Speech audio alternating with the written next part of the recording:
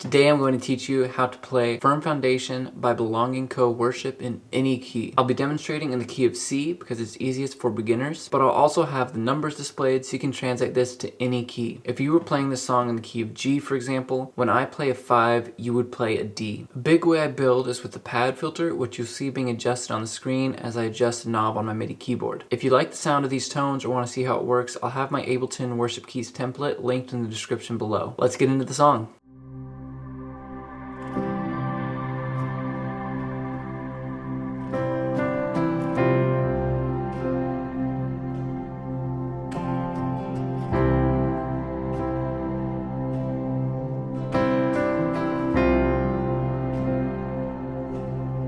Christ is my firm foundation,